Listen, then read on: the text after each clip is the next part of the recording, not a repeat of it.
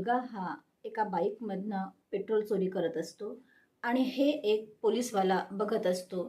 तो त्याला रंगेहात पकडतो आणि त्याच्या जवळ जातो आणि म्हणतो की तू पेट्रोल चोरी केलेलं आहे ते मी बघितलेलं आहे आणि आता तू चल ठाण्यामध्ये.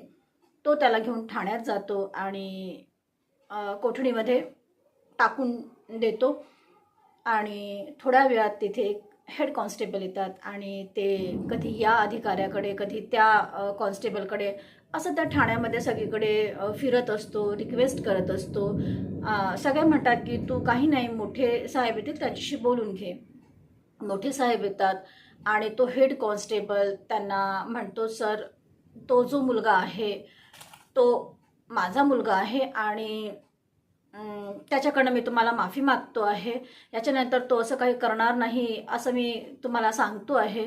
पण तुम्ही त्याच्यावरती कुठली धारा लावू नका आणि त्याचं करिअर स्पॉईल करू नका. त्याच्यामध्ये लहानपण आहे, तो होईल मॅच्युअर्ड असं त्याचे बाबा म्हणतात आणि पोलीसवाल्यांना खूप रिक्वेस्ट करतात आणि त्याच्याकडनं ते माफी मागतात. ते जे मोठे साहेब असतात ते पण त्याच्या दुःखात त्यांनाही असं वाटते की हो, हा मुलगा जरी वाया गेलेला असला तरी आपण त्याला संधी द्यायला पाहिजे आणि तो म्हणतो की ठीक आहे, काही हरकत नाही, मी याच्यावरती काहीच धारा लावत नाही. आणि ते पोलीसवाले त्याला थोडी तंबी देतात आणि म्हणतात की ह्याच्यानंतर तू जर असं काही केलंस ना तर तुझ्यावरती मी मोठी धारा लावील. आता तू जा, पण ह्याच्यानंतर हे सगळं करताना मला तू दिसायला नको. तो त्या मुलाचं नाव आशिष असते आणि तो आपल्या वडिलांसोबत निघून जातो. पण तो मुलगा जो असतो तो एका पोलीसवाल्याचा मुलगा असतो. त्याचे बाबा हेड कॉन्स्टेबल असतात आणि लहानपणापासून तो खूप लाडात वाढलेला असतो. एकटा एक मुलगा असतो, त्यामुळे त्याचे नको तेवढे चोचले पूर्ण झालेले असतात. त्यामुळे तो लाडात वाढलेला असतो, वाया गेलेला असतो आणि जसा जसा तो थोडा मोठा होत जातो तसा तसा तो मुलांना मारणं, शाळेत मारपीट करणं आणि लोकांना घाण बोलणं, चोऱ्या करणं, हे सगळ्या गोष्टी तो करत असतो. आणि ह्यामुळे त्याचे बाबा पण खूप कंटाळलेले असतात. दर दिवशी कुठल्या ना कुठल्या दिवशी तो काही ना काही हंगामे करतो आणि त्याच्यामुळे त्याच्या बाबांना लाजिरवाणी अशी कंडिशन येते. त्यांना खूप लाज वाटते त्या मुलामुळे. पण तरीही आपलं आपलं मूल म्हटलं की आपण आई वडील आपल्या मुलांना दरवेळेस माफ करणंच्याच स्थितीमध्ये असतात आणि असं वाटते त्यांना, कुठली तरी आशा वाटते की आज ना उद्या आपला हा मुलगा चांगला होईल असं त्यांना वाटत असते. पण तो मुलगा जसजसा मोठा होत जातो तसतसा तो आणखी जास्त गुन्हेगारीमध्ये लिप्त राहायला लागला आणि आणखी जास्त तो हाणामाऱ्या करू लागला, मारपीट करू लागला, चोऱ्या करू लागला आणि लोकांकडनं हफ्ते वसुली करू लागला. असा तो मुलगा वायाद असतो आणि पण याचं दुःख बाबांना असते आणि ते हळूहळू टेन्शनमध्ये राहू लागतात की या मुलाचं कसं होईल असं त्यांना वाटते. आणि त्या टेन्शनमध्ये, त्या ताणामध्ये ते आजारी राहायला लागले आणि अवघ्या वयाच्या 50व्या वर्षी ते मरण पावतात. त्या घरचा कर्ता पुरुष मरण पावतो. पण ते ऑन जॉबवरती असल्यामुळे तो जो जॉब असतो तो या आशिषला मिळतो आणि तो जॉब घेतो आणि त्याला युनिफॉर्म मिळाला होता, वर्दी मिळाली होती, तर त्याच्या अजून जास्त अंगामध्ये आलेलं असते. तो आता सरळ हाताने ओपनली तो हफ्ते वसुली करायला लागला, तो लाच घ्यायला लागला आणि मारापिटी करणं, गुंड प्रवृत्तींना मदत करणं आणि जिथे कुठे काही ना काही अशा घटना घडत असतात त्या घटनेमध्ये त्याचं नाव आवर्जून असतेच असते. असा तो वर्दीधारी गुंडा झाला असतो. आता हे असं सगळं सुरूच असते. पण एके दिवशी असं काही होऊन जाते की तो पोलीस स्टेशनला जातो आणि तो म्हणतो की साहेब, माझ्या हाताने मर्डर झालेला आहे. आणि तो प्रत्येक ठिकाणी जाऊन म्हणतो की ह्याच्यामध्ये 3-4 लोक गुंतलेली आहेत, ह्यामध्ये एक पोलीसवाला आणखी असतो, म्हणजे 2 पोलीसवाले मिळून एकाचा मर्डर करतात. आणि ही थरारक घटना तुम्हाला जर ऐकायची असेल तर हा व्हिडिओ शेवटपर्यंत नक्की पहा. आणि आजची सत्य घटना आहे महाराष्ट्रातील चंद्रपूर या ठिकाणची. इथे सकाळी 10-10:30 वाजताची वेळ असते. यावेळेस आशिष नावाचा मुलगा पोलीस स्टेशनला येतो आणि तो सगळीकडे सगळ्या लोकांना, जिथे जे सगळे पोलीसवाले असतात त्यांच्या जवळ जातो आणि एक चिठ्ठी दाखवतो आणि म्हणतो की हे बघा तुम्ही इथे काय लिहिलेलं आहे, हे बघा तुम्ही इथे काय लिहिलेलं आहे. पण कोणी त्याच्याकडे लक्ष देत नाही, कारण त्याचं जे व्यक्तिमत्व असते, त्याचं जे चारित्र्य असते ते खूप घाणेरडं असते. तो आधी मुलगा म्हणूनही चांगला नव्हता आणि जेव्हा तो पोलीस म्हणून लागला होता आपल्या बाबांच्या जागेवरती, तर तोही पोलीस म्हणून तो चांगला नव्हता. तो भ्रष्ट होता आणि खूप साऱ्या गुन्ह्यांमध्ये तो अडखळलेला होता आणि लाच घेणं आणि चोरी करणं हे सगळ्या गोष्टी तो करायचा. त्यामुळे त्याला निलंबित करण्यात आलं होतं. आणि त्यानंतर तो आज सकाळी 10:30च्या वेळेस प्रत्येकांकडे जाऊन पोलीस स्टेशनला जाऊन म्हणत होता की हे बघा या चिठ्ठीमध्ये काय लिहिलेलं आहे, तुम्ही बघा, वाचा. तर पोलीसवाले त्याच्याकडे दुर्लक्ष करतात, कारण तो चांगला नव्हता आणि त्यांना असं वाटत होतं की ह्याच्यासोबत राहून आपलं पण नाव खराब होण्यापेक्षा ते सगळे त्याला अवॉइड करत होते आणि त्याला दुर्लक्ष करत होते. 1-2 लोकांजवळ तो गेला तर ते म्हणाले की अरे तुला जे काही सांगायचं असेल ते मोठ्या साहेबांना सांग ना तू, आम्हाला सांगून काय फायदा आहे, जो काही निर्णय घेतील ते साहेबच घेतील ना. तर तो ठीक आहे म्हणाला. मग थोड्या वेळाने तिथे मोठे साहेब आले आणि त्यांनी त्याला बोलावलं आणि म्हटलं का रे तू का गोंधळ घालतो आहेस, काय सांगायचं आहे ते येऊन सांग मला. मग तो त्यांच्या जवळ जातो आणि म्हणतो की साहेब मी मर्डर केलेला आहे. तर त्यांनी विचारलं तू कुणाचा मर्डर केलेला आहे. मग तो जी घटना सांगतो ती घटना ऐकून सगळे शॉक होतात आणि कुणालाच विश्वास बसत नाही की हे कसं काय खरं होऊ शकते म्हणून. तर ती जी घटना आहे ते पुढे मी सांगणार आहे तुम्हाला. हा मुलगा जेव्हा वयात येतो, याचं वय आताच 28 वर्षाचं असते, पण जेव्हा हा कॉलेजला जातो 17-18 वर्षाचा जेव्हा हा असतो, तर हा कॉलेजला जातो 12वी नंतर.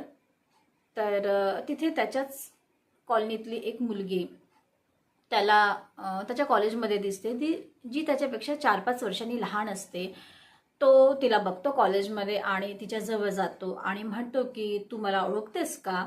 तर ती म्हणते नाही, मी तर तुला कधी पाहिलेलं पण नाही आहे.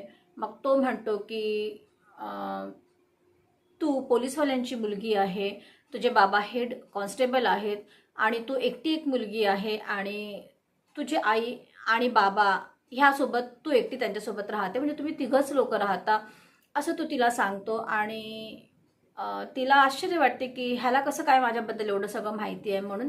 तर ती म्हणाली हो तू जे म्हणतोयस ते अगदी बरोबर आहे. मग तो म्हणतो की मी तुझ्याच कॉलनीमध्ये राहतो, माझे बाबा पण पोलीस आहेत आणि आपण एकाच पोलीस लाईनचं जे एरिया आहे, पोलिसांचे जे क्वार्टर्स आहेत तिथेच आपण राहतो आणि काही अंतरावरच मी तुझ्या राहतो, असं तो बोलला. तर ती त्यांची पहिली भेट असते. तो तिच्यासोबत बोलतो आणि ती पण त्याच्यासोबत बोलते आणि हळूहळू यांची मैत्री वाढत जाते आणि मैत्रीचं रूपांतर हे प्रेमामध्ये होते. ही गोष्ट जेव्हा त्या मुलीचं नाव आर्या असते, ही गोष्ट जेव्हा तिच्या आर्याच्या बाबांना जेव्हा कळते, ते पण हेड कॉन्स्टेबल असतात, त्यांना जेव्हा ही गोष्ट कळते तेव्हा त्यांना खूप राग येतो, कारण त्या मुलाचं चारित्र्यच तसं होतं. तो खोटं बोलणारा, तो हवे तेवढे सगळे जे दोष असतील ते सगळे त्याच्यामध्ये होते. त्यामुळे त्याच्या बाबांना माहिती होतं, कारण ते पोलीस असल्यामुळे तो नेहमी कोठडीमध्ये जायचा. बाबा त्याचे कसे रिक्वेस्ट करायचे, मोठ्या साहेबांचे हातपाय जोडायचे आपल्या मुलासाठी आणि त्यांना म्हणायचे की तुम्ही प्लीज याला कुठलीच केस लावू नका, याचं आयुष्य खराब होऊन जाईल साहेब, तुम्ही असं करू नका, माझ्यावरती दया दाखवा, मी तुमचे हात जोडतो, मी तुमचे पाया पडतो. हे सगळं तिच्या बाबांना माहिती होतं. त्यामुळे तिच्या बाबांना तो मुलगा अगदी नकोसा वाटत होता आणि त्यांना खूप राग येत होता. जेव्हा ती त्या मुलासोबत भेटायची तेव्हा त्यांनी तिला खूप चांगल्याने समजावून सांगितलं की बेटा, अभ्यासाकडे लक्ष ठेव, ह्या सगळ्या गोष्टींमध्ये काही ठेवलेलं नाही आहे आणि तू दुर्लक्ष कर या सगळ्या गोष्टींना. पण म्हणतात ना की प्रेम आंधळ असते. ती त्याला नेहमीच भेटायची. तिच्या बाबांना राग आलेला असतो, तर ते तिचं कॉलेजमध्ये जाणंही कमी करतात आणि तिच्यावरती खूप असे बंधनं लावतात. तर ती पण तरीही बाबा पोलीसवाले होते, त्यांना माहिती होतं की आपली मुलगी कुठे जाते, कुठे भेटते, हे सगळं त्या बाबांना माहिती होतं आणि ते तिला नाही म्हणायचे आणि ती करायची. त्यामुळे तिचे बाबा तिला मारहाण पण करायचे. असेच दिवस चालले होते आणि एके दिवशी तिचे बाबा म्हणतात आईला तिच्या की बघ, ही मुलगी वाया चाललेली आहे. जो मुलगा आहे आशिष, तो अजिबात चांगला नाही आहे. ही मुलगी त्याच्याजवळ सुखी राहणार नाही आणि आपल्या आयुष्याचं ही वाटोळं करून बसणार आहे. कारण त्या मुलामध्ये असं काहीच नाही, कुठलेच असे चांगले गुण नाही आहेत की ही त्या मुलासोबत सुखी राहील. पण ते म्हणतात ना की ते प्रेम आंधळ असते म्हणून. तर ती ऐकायला तयार नसते, ना ती आईचं ऐकत ना ती बाबांचं ऐकत. आणि ह्यामुळे तिचे बाबा तिला सारखे मारहाण करत राहतात आणि त्यांना असं वाटते की आपल्या मुलीने शिकून सवरून स्वतःच्या पायावरती उभं व्हायचं आणि मोठं माणूस बनावं असं तिच्या बाबांना वाटत असते. पण तिला जे असते, तिला असं वाटते की उगाचच माझे बाबा माझ्यावरती प्रेशर टाकत आहेत आणि माझ्या प्रेमाचा विरोध करत आहे, तो मुलगा चांगला आहे असं तिला वाटत असते. तर ती आईबाबांचं काही ऐकत नाही. मग ह्या मुलाच्या त्रासामुळे, आशिषच्या त्रासामुळे आणि त्याच्या ज्या वाईट सवयीमुळे तिचे बाबा पण खूप टेन्शनमध्ये असतात आणि त्याच्यामुळे ते सारखे आजारी राहायला लागले असतात आणि वयाच्या 50व्या वर्षी ते मरण पावतात. तर ती नोकरी जी असते आशिषला मिळते आणि आशिष आता पोलीसवाला झाला असतो आणि तिला असं वाटते की आता तर याला गव्हर्नमेंट जॉब लागलेला आहे, तर बाबा आता माझं लग्न ह्याच्यासोबत करून देऊ शकतात. तर ती म्हणते की बाबा आता तर काही प्रॉब्लेम नाही आहे, त्याला तर नोकरी लागलेली आहे आणि मला त्याच्यासोबत लग्न करायचं आहे, आता तर तुम्ही मला त्याच्यासोबत लग्न लावून देऊ शकता ना. त्याचे बाबा म्हणाले की तिचे बाबा म्हणाले की अरे, तो गव्हर्नमेंट जॉबवाला जरी असेल तरी तो लायक नाही आहे, त्याच्यासोबत तू सुखी नाही राहू शकत, त्यामुळे तू हा लग्नाचा विचार सोडून दे असं त्याचे बाबा तिला सांगतात. पण तिच्या डोक्यात ते काही येतच नाही. ह्यासाठी तिचे बाबा तिला मारहाण पण करत असतात, पण तरीही ती ऐकत नाही आणि त्याला भेटणं तिने सुरूच ठेवलेलं असते. जेव्हा बाबांना असं वाटते की आपली मुलगी आपलं ऐकत नाही, तेव्हा ते खूप प्यायला लागले आणि जेवणाकडे त्यांचं लक्ष नसायचं आणि केवळ ते प्यायचे आणि थोडंसं काहीतरी खायचं असंच त्यांचं सुरू राहायचं आणि ते जास्तीत जास्त प्यायचेच. तर अशाने त्यांची तब्येतसुद्धा ढासळायला लागली. इकडे मुलीला असं वाटते की ती आशिषला म्हणते की अरे, माझे बाबा तर मला खूप त्रास देत असतात, मला तर सारखे मारत असतात आणि ते आपल्या लग्नाचा विरोध पण करत आहेत. तर असं आपण काहीतरी करू शकतो की त्यांना आपल्या आयुष्यातून काढून फेकू शकतो, असं काहीतरी आपण करू शकतो ना. तर तो तर आधीच दुष्ट असतो, क्रिमिनल असतो. तर तो म्हणतो की हो, आपण असं करू शकतो ना. माझा एक मित्र कोणीतरी ओळखीचा आहे, तर त्याला मी विष आणायला सांगतो आणि ते तू त्यांच्या खाण्यापिण्यामध्ये दे आणि कसं द्यायचं असेल ते तू बघ आणि आपण यांना आपल्या रस्त्यातनं काढून फेकू. तर ती मुलगी पण या गोष्टीसाठी अगदी खुश होऊन जाते आणि म्हणते की हो हो, असंच काहीतरी आपल्याला करावं लागेल, ते त्याच्याशिवाय आपण एक नाही होऊ शकत आणि बाबांना आता तर रस्त्यातून बाहेर काढूनच फेकावं लागेल. तर ते आर्या ती आपल्या काकांच्या मुलाला पाठवते. तो अपंग असतो आणि तो 18 वर्षाच्या आतमध्ये असतो. तो मुलगा छोटासा मुलगा असतो. तो त्याला काहीच माहिती नसते की आपल्या बहिणीच्या मनात काय आहे आणि तिला काय करायचं आहे हे तिला माहिती नसते आणि त्याचं केवळ हेच असते की अरे, ताईने सांगितलं कुठून तरी काहीतरी आणायचं आहे तर मला ते करायचं आहे असंच त्याला वाटते आणि तो ती बॉटल घेऊन येतो. पण त्याला त्यातलं काहीच माहिती नसते की ताईच्या मनात नेमकं आहे तरी काय. तो ती बॉटल देऊन देतो आणि आपल्या घरी निघून जातो. मग दुसऱ्या दिवशी ही आर्या असते, ती छान स्वयंपाक करते आणि बाबांना जेवायला घालते. जेव्हा बाबा ऑफिसला जायला निघतात तेव्हा ती त्यांच्यासाठी मिल्कशेक करून देते आणि मिल्कशेकमध्ये तिने थोडंसं विष टाकलेलं असते आणि ते ती त्यांना पाजते आणि म्हणते की बाबा मी तुमच्यासाठी केलेलं आहे, तर तुम्ही पिऊनच जा. तर बाबांनाही असं वाटते की अरे आपली मुलगी कदाचित चांगल्या मार्गावर येत असेल, तिला आपल्याबद्दल ओढ वाटत असेल, आपणही इतकं काही म्हणजे वाईट नाही वागू शकत, तिने केलं तर तिच्या त्या करण्याला मला थोडं मान द्यावा लागेल, म्हणून ते पितात. पण त्यांना माहीत नसते की मुलीच्या मनात काय आहे. ते पितात आणि आपल्या ऑफिसमध्ये जातात. त्यांचं जी पोस्टिंग असते ती DM ऑफिसच्या बाहेर असते, तर ते तिथे जाऊन बसतात. थोड्या वेळाने त्यांना चक्कर येते आणि ते पडून जातात. आजूबाजूचे लोक त्यांना घेऊन हॉस्पिटलला जातात आणि डॉक्टरांनी म्हटलं की आता हे मरण पावलेले आहेत. आणि ही न्यूज जेव्हा या मुलीला आणि आईला कळते तेव्हा तिची आई आणि मुलगी ह्या दोघी पण रडत रडत हॉस्पिटलला जातात आणि तिथे ते म्हणतात की बाबा खूप प्यायला लागले होते म्हणून त्यांच्यासोबत असं झालेलं आहे, असं सगळं ते म्हणतात. पोलिसवाल्यांना पण असं वाटते की होऊ शकते की खूप प्यायल्याने पण असं झालं असेल. पोस्टमॉर्टमसाठी टाकलेलं असते, त्यांना पाठवलेलं असते, तर तिथेही पोस्टमॉर्टममध्ये पण असं काही निघालेलं नाही. पोलिसांना सुद्धा असं वाटतं की नैसर्गिक मृत्यूच असेल, विसरा रिपोर्ट यायचीच असते. पण जरी मुलगी वारंवार म्हणत असते, पत्नी वारंवार म्हणत असते की नाही हे प्यायचे खूप, त्यामुळे त्यांचं असं होते आहे आणि म्हणून ते मरण पावलेले आहेत, असं आईने आणि मुलीने म्हटल्यावरती पोलिसांना पण असं वाटलं की कदाचित हेच खरं असेल आणि त्यांनी ह्याच्याकडे थोडं दुर्लक्ष केलं.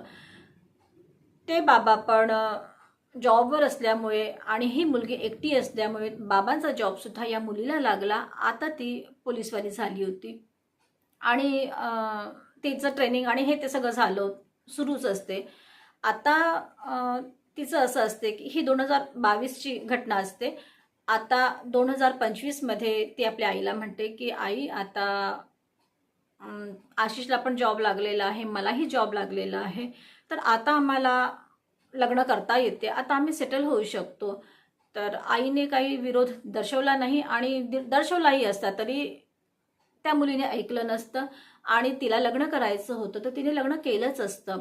आई पण काही म्हणत नाही आणि त्या दोघांचं लग्न होऊन जाते. सुरुवातीला तर त्यांचं सगळं चांगलंच राहते, प्रेम असते एकमेकांबद्दल, तर ते चांगले राहतात.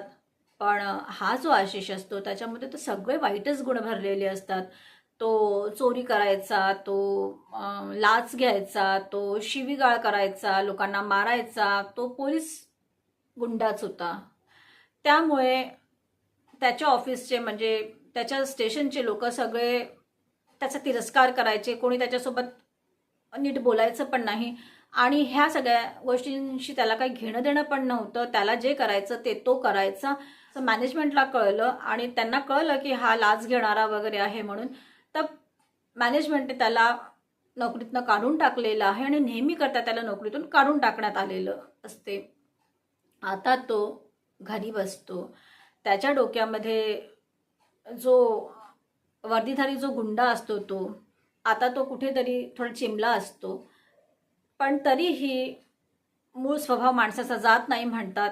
तर तो आपली दादागिरी सगळी आपल्या पत्नीवरती, आर्यावरती काढायला लागला आणि तो सारखा चिडचिड करायचा, तिच्यासोबत भांडण करायचा आणि असं त्यांचे सगळे संबंध जे होते ते खराब झाले होते.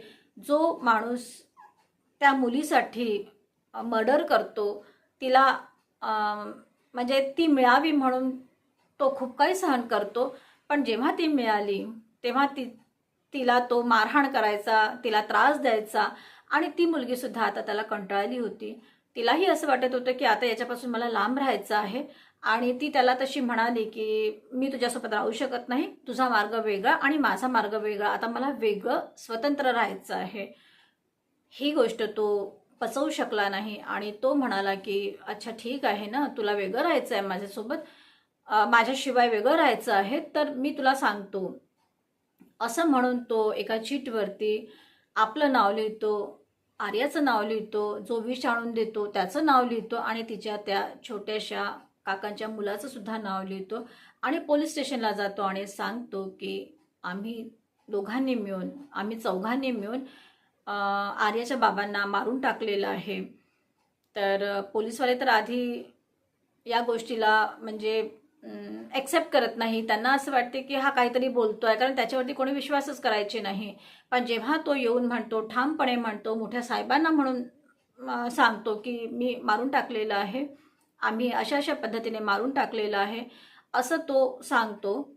आणि पोलीस पण तपास सुरू करतात आणि त्यांना दिसते की अशा पद्धतीने हे मरण पावलेले आहेत. जो विष देणारा मुलगा असतो तो सुद्धा ॲक्सेप्ट करतो आणि तो जो त्या काकांचा मुलगा आहे तो सुद्धा म्हणतो की हो, ताईने मला काहीतरी आणायला सांगितलं होतं, ती बॉटल मी आणून दिलेली आहे. ती मुलगी पण